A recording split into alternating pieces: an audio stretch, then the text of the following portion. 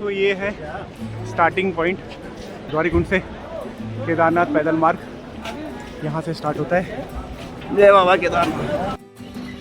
सो भाइयों 5 किलोमीटर की यात्रा कंप्लीट कर ली है, जिसमें अराउंड हमने 7 से 8 ब्रेक लिए हैं। बहुत डिफ़िकल्ट है, 5 किलोमीटर में ही ऐसी हालत हो गई है। ये देखिए सामने कैसे बैठा हुआ है मेरा दोस्त, इसकी भी हालत ख़राब है। चलिए आगे चलते हैं और देखते हैं।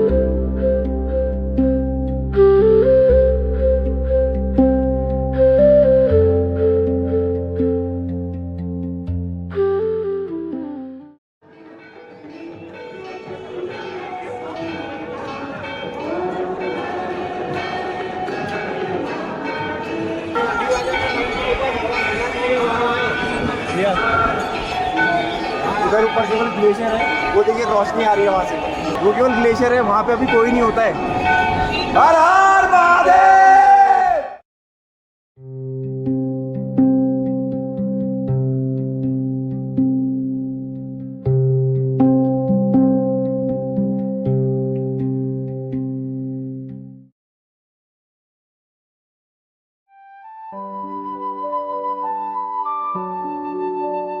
कहते हैं जिसने मन शांत कर लिया उसने जग पा लिया। और ऐसी ही मन की शांति के लिए केदारनाथ का बुलावा आ गया। बहुत पुराना एक ख्वाब था जिसे सिर्फ टीवी, मोबाइल या फिर सपनों में ही देखा था। कहते हैं कि केदारनाथ का बुलावा हर किसी को नहीं आता, लेकिन जब आता है तो इंसान नहीं बल्कि इंसान की किस्मत चल पड़ती है। मैं भी चल पड़ा था उस सपने को जीने जिसको आज तक केवल सपनों में ही देखा था। नहीं पता था कि रास्ते का एक्सपीरियंस कैसा रहेगा। लाइफ में कई बार प्लान किया कि जाना है, बट इस बार कुछ अलग था। इस बार जाना जरूरी था।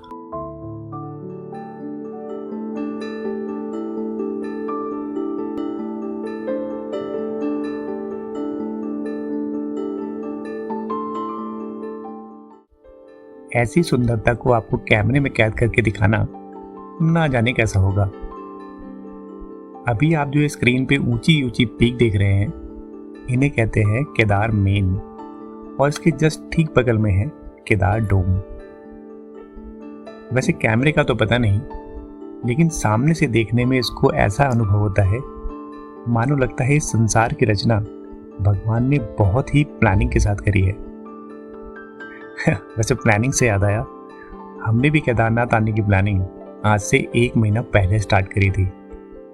कभी प्लान कैंसिल हो रहा था, कभी प्लान ऑन था। तो आइए इस कहानी की शुरुआत थोड़ा सा शुरू से करते हैं। तो प्लान बड़ा ही सिंपल था। 3 दिन, 1 ट्रैक और भोलेनाथ का आशीर्वाद लेके घर की वापसी। तो हमारी जर्नी स्टार्ट होती है देवनगरी ऋषिकेश से सुबह 6 बजे। माँ गंगा को उनकी अपोजिट डायरेक्शन में फॉलो करके 2 घंटे की ड्राइव के बाद पहुंचते हैं हम अपने पहले स्टॉपेज ब्यासी में। नाश्ता करेंगे कैलाश में। Paratha.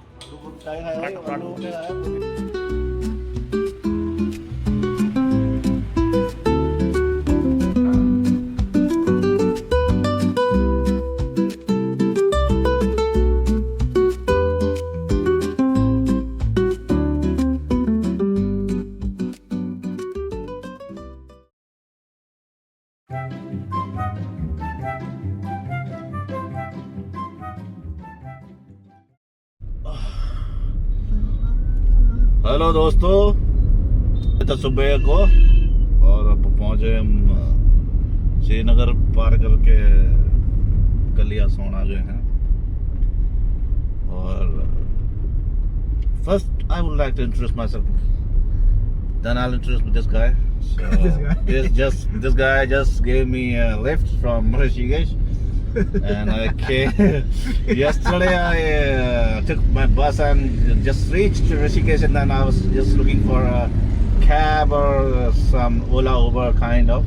And this guy came to me and asked me, "Do you want to go to that mountains?" I said yes. Then पैसे कितने ले रहा है ये भी बता दो भाई।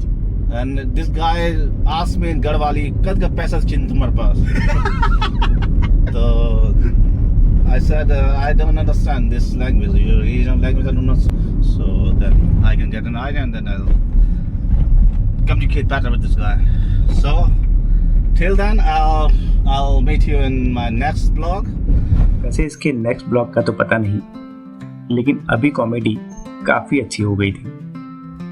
अगर आपके लंबे सफ़र में आपके साथ आपका कोई अच्छा दोस्त हो तो सफ़र इसी तरह से हंसते हंसाते कब कट जाता है पता ही नहीं लगता। ऐसे ही हंसते हम पहुंच चुके थे अपने नेक्स्ट स्टॉपेज धारी देवी टेम्पल। दोस्तों हम लोग धारी देवी पहुंच चुके हैं और ये माँ धारी देवी का मंदिर। जब भी आप केदारनाथ जा रहे हो तो यहाँ दर्शन ज़रूर करके जाएं। माँ धारी देवी के दर्शन करना अपने आप में ही एक सौभाग्य है। वैसे मैंने 1 महीना पहले ही अपने पूरे परिवार के साथ यहाँ दर्शन कर लिए हैं, इसलिए अभी नहीं कर रहा हूँ, लेकिन आप ज़रूर करें।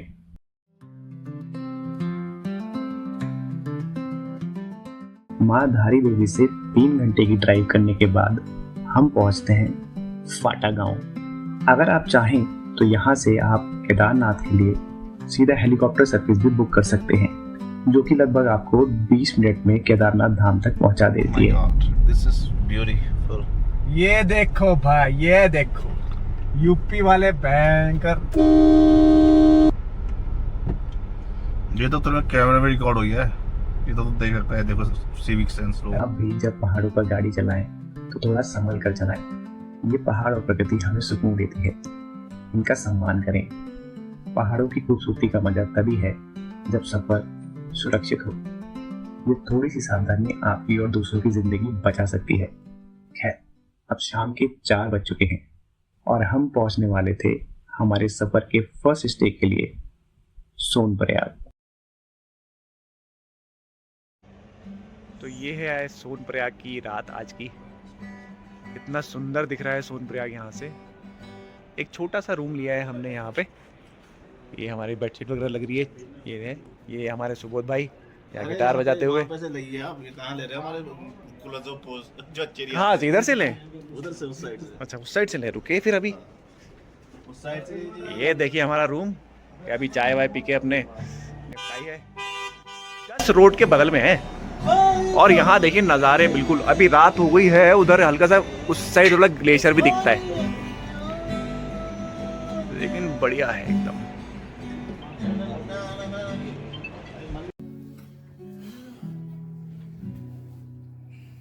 चलो भाई लगाओ संध्या।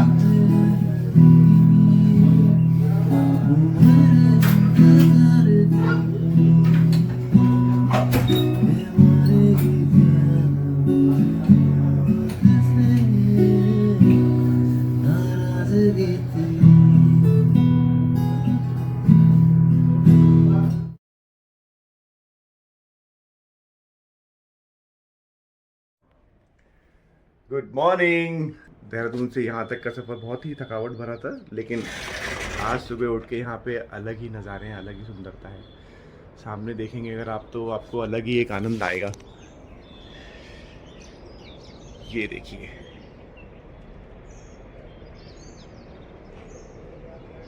अब हमारी तैयारी है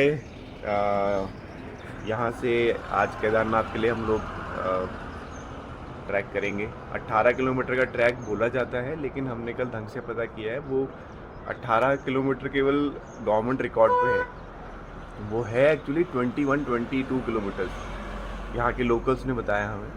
तो उसी की तैयारी है। अब जल्दी से हम लोग नहा धो लेते हैं, नाश्ता करते हैं और चलते हैं अपने भोलेनाथ से मिलने।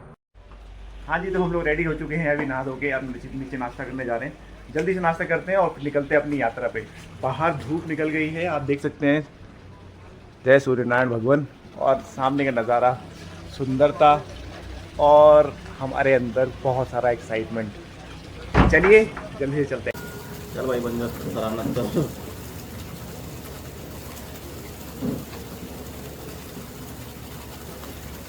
टाइम लैप्स मैं इसको बाद में कर दूँगा। वो देख मैं क्या बढ़िया सुंदरता दिख रही है यार। सुबह से हेलीकॉप्टर जा रहे हैं सुबह से। वो तो मुझे दिख रहा है, किताब हेलीकॉप्टर चलता है फाटा से, रामपुर से, हर जगह से।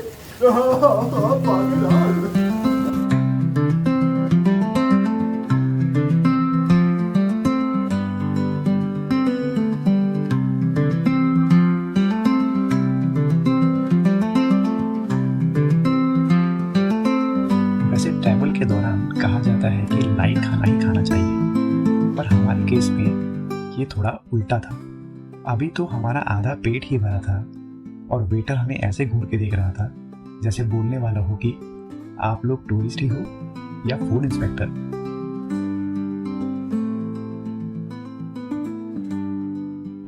चलिए भैया चला जाए अपना यात्रा पे अब।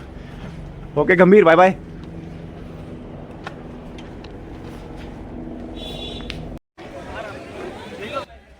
होटल से निकल के 10 मिनट की वॉक करने के बाद हम पहुंचते हैं सोनप्रयाग मेन मार्केट, जहां से हमें ट्रैकर करके गौरीकुंड तक जाना था।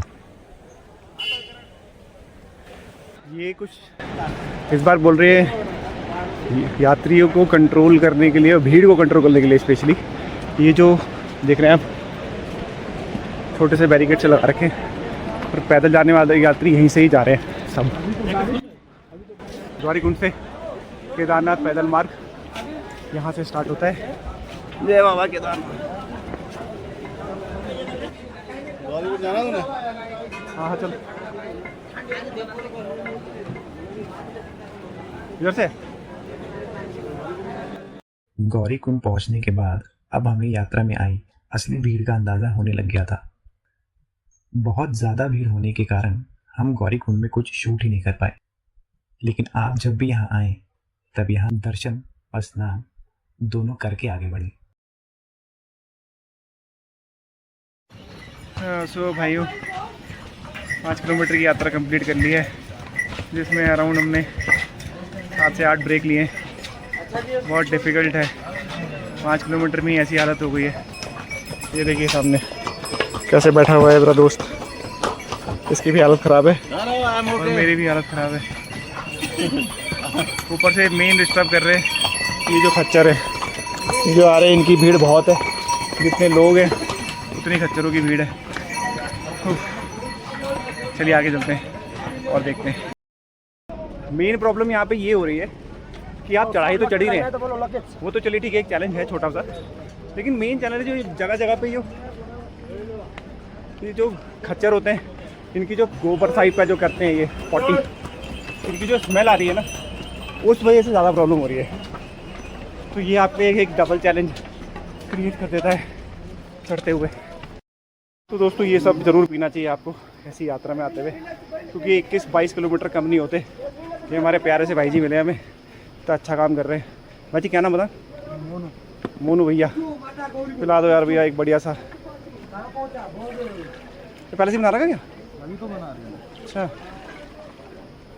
सुबह थक गया मैं ये बताएंगे। और बताओ क्या नाम है? धीरेन्द्र भाई क्या हाल है? मेरा नाम अभिषेक है। कब से है दुकान? 4-5 साल। बढ़िया यार। और कुछ बताओ यार। अभी इसी स्पीड से चलते रहे, हमने 5 ब्रेक ले लिए, तो कब तक पहुंच पाएंगे? 8-9 बजे तक। 8-9 घंटे लगेंगे, मतलब वही 8:30 बजे तक रात को। ठीक है, ओके।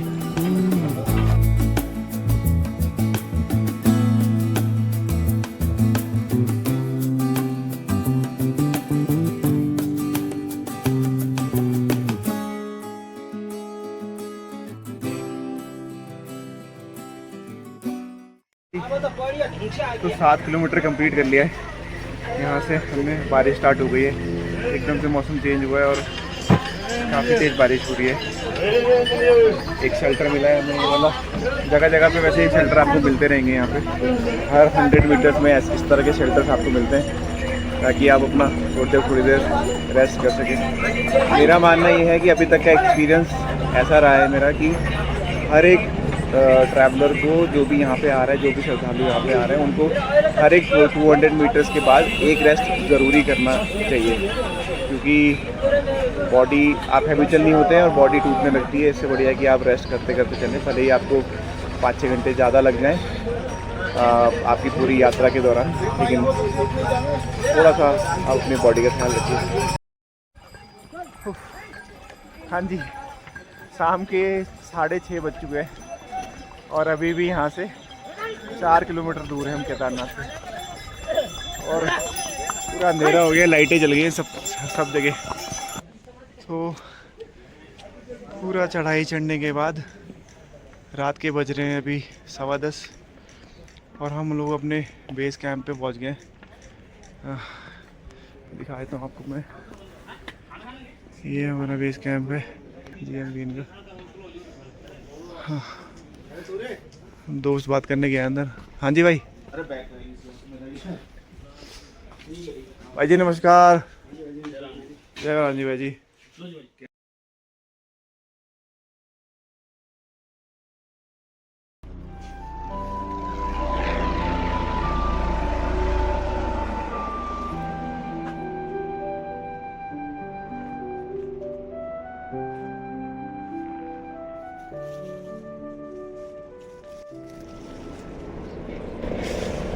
ये यहाँ बर्फ़ जम गई है पूरी। हमने यहाँ पे पूछा, यहाँ पे GM के जो वॉलंटियर्स हैं, तो उन्होंने बताया कि ये 1 महीना पहले की बर्फ़ है, ये अभी तक पिघली नहीं है।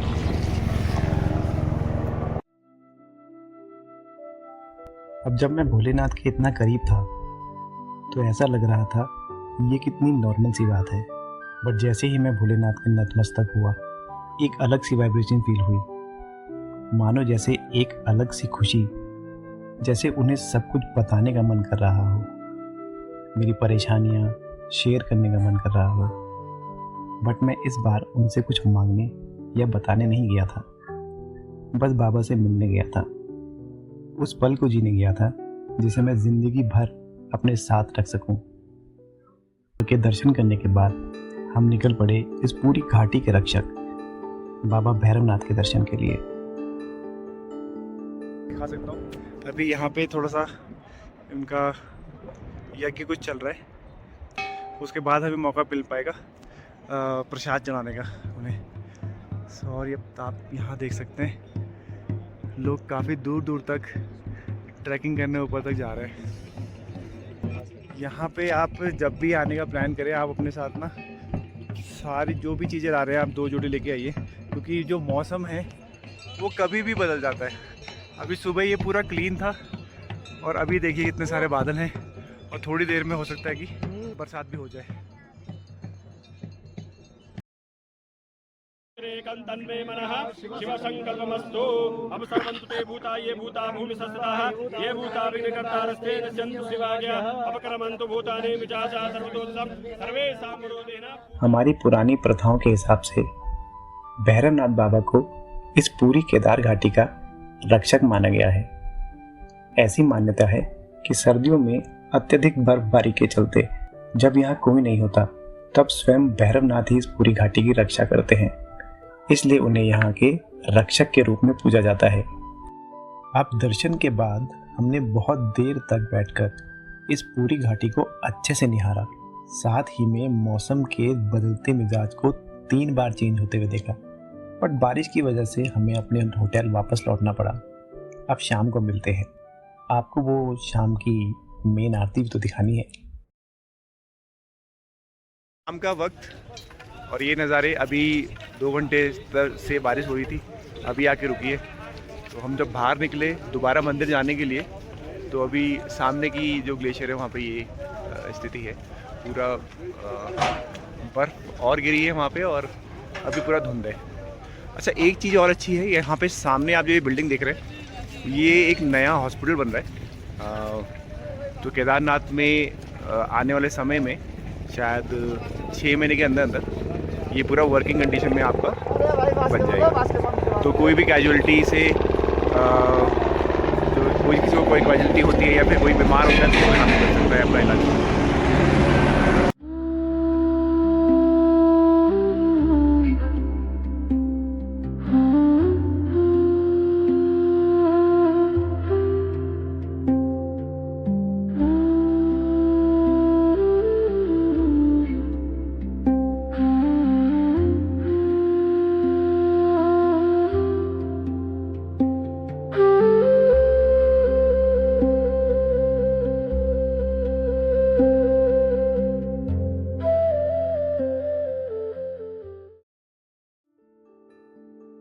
अब इस आरती को आप ज़रा ध्यान से देखिएगा, क्योंकि इसमें वो चमत्कार है जिसे आप अभी अपनी स्क्रीन पे और मैंने अपने सामने होते हुए देखा है।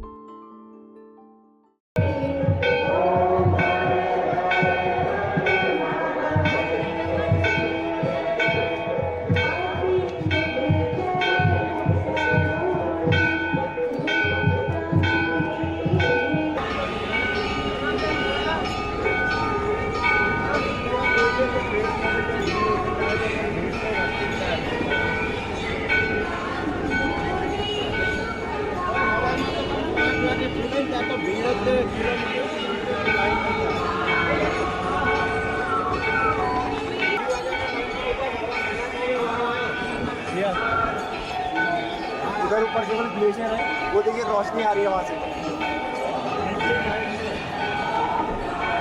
वो केवल ग्लेशियर है, वहाँ पे अभी कोई नहीं होता है। रोशनी आने का कोई मतलब ही नहीं बनता।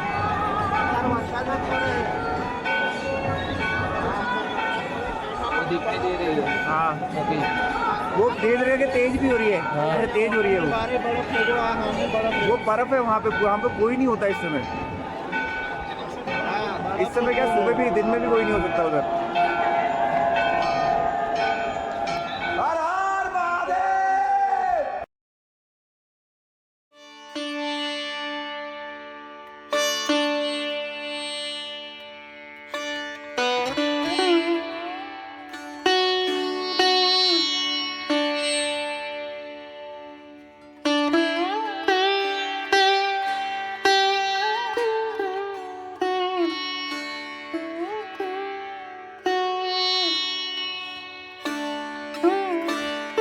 मेरी इस यात्रा में मैंने ये जान लिया था कि ये यात्रा आपको धैर्य सिखाती है और सिखाती है कि अगर आपके मन में प्रभु का नाम हो, भक्ति हो, तो शक्ति और सामर्थ्य अपने आप आ जाता है।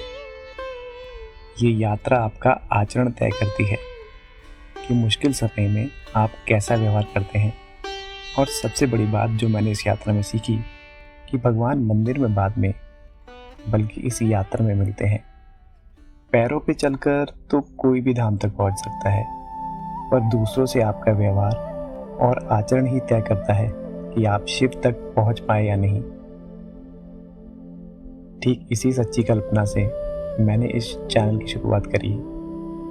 प्रोफेशनल तो नहीं हूँ और ना शायद कभी हो पाऊँ, बट जो भी बनाया है दिल से बनाया है। आप सभी को मेरा प्रणाम। हर हर महादेव।